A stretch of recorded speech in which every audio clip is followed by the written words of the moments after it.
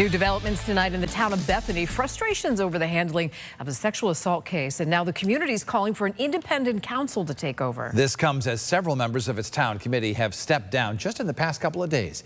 News 8's Brittany Schaefer has more now on what went down at a special meeting tonight.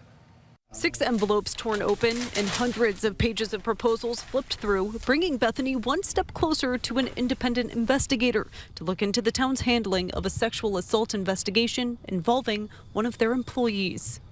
Having 6 is definitely a great opportunity for us to have options to look into. It's the latest in a series of meetings centered around Anthony Mastrangelo's multiple sexual assault allegations involving young girls. The first complaint coming in 2022 when the 25-year-old was an elementary substitute teacher and Parks and Rec counselor. Parents say they were never notified and now want to launch an independent investigation into the town's response. The board received 6 proposals from law offices and private investigation firms from Connecticut and neighboring states. The timeline for the investigation ranged from 1 to 4 months, with an average cost of around $55,000. The board and residents say time, cost, and qualifications are most important. Either total costs or hourly rates. Time frames, because people in town are really interested in coming to a conclusion on this.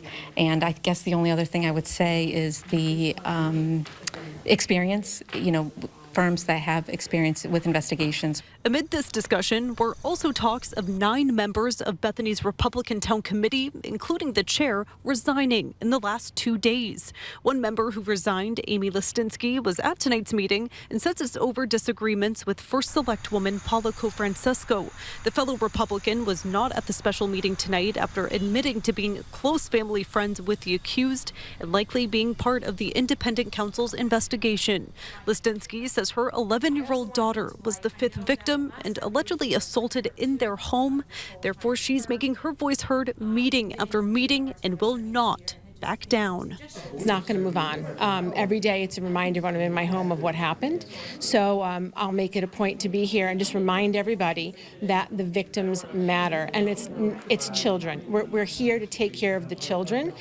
Tonight, the board added reviewing counsel options to the agenda for their next meeting and hopes they'll be able to make a decision on which private counsel to hire.